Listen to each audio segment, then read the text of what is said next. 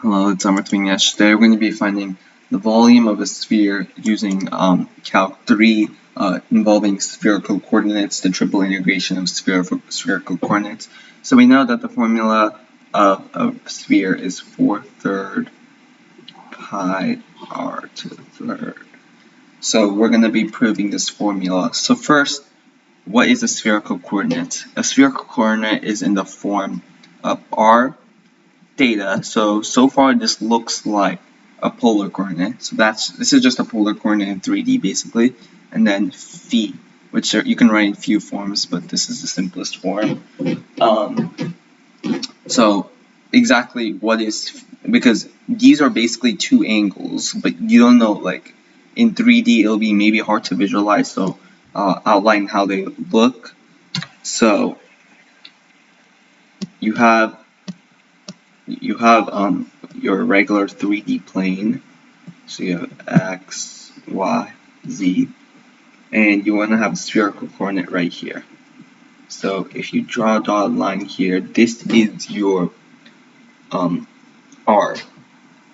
Now, what is this? If you transform it to like a 2D form, it'll be kind of like this, basically like in a 90-degree form. And then this right here, well, not exactly 90 degrees, but that's what it is, kind of like in 2D form. And this is your theta, and this is your phi. So you have those down, right? So now we're going to be showing how you can use these use spherical coordinates to make a sphere. So what can your range of your radius be? Because you're trying to make the sphere. So that could just be 0. 0 is between your radius. Your radius is between 0 and whatever radius you pick, I guess. So we're going to call that p.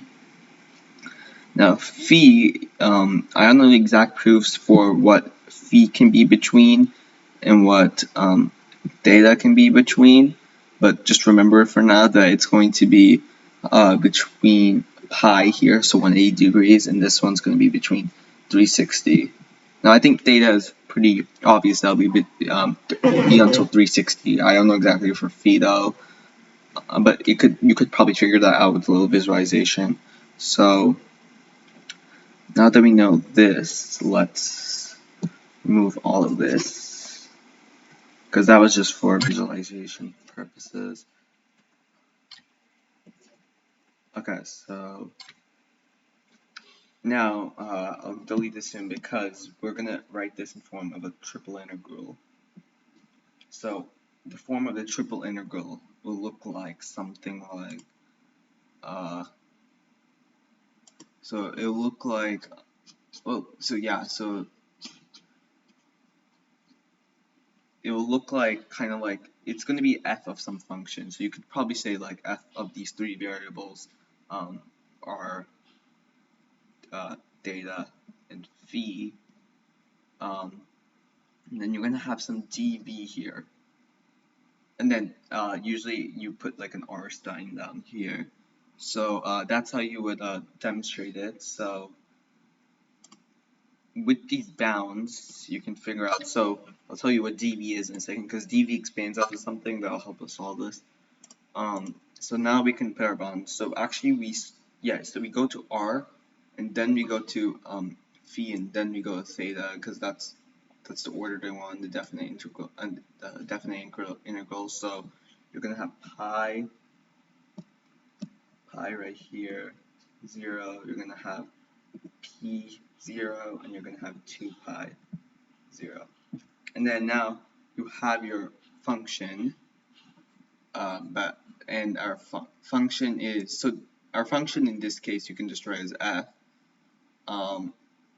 but I think that basically in this case just translates to 1, if I'm not mistaken, and then dv is what you know as r squared sine phi, sine phi,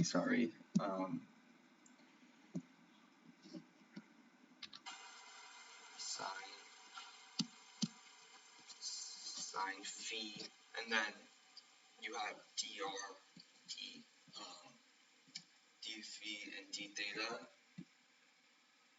And then for f in this case, it's going to just be 1.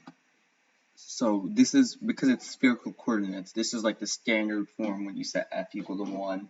And that's that's how you'll solve it. Because if it's spherical coordinate, its standard form will be a sphere by its name. So I'm going to delete all this. So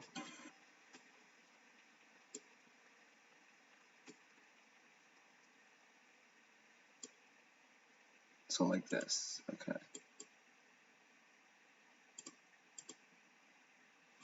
So you have this now. So now we're gonna integrate this. So sorry, this should be yeah. So we're gonna be setting this to p in this case. But yeah, you don't need to start with that. So in terms of dr, sorry, yeah, we start with dr. You're gonna get, so because sine phi shouldn't be interfered with because it's in terms of dr, so it's gonna be r to the third over 3 because that's the integral of that times sine phi, and then that's what the bounds of r is equal to. We set r equal to each of the bounds, p equals 0. So of course this, when you do this, it'll just become 0. So that just translates to p to the third over 3 times sine of phi. So we got that down.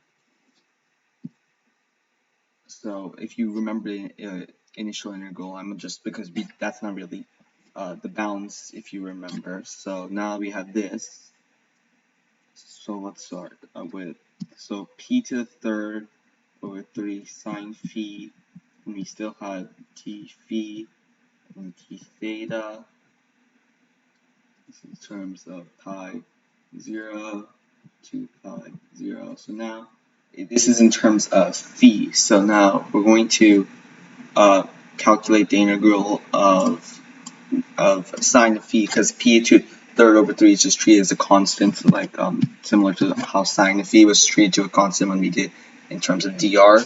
So this, we're going to be saying sine phi's integral is negative cos of phi, and then we can times that by the constant. So it's p to the third over 3 times negative cos phi.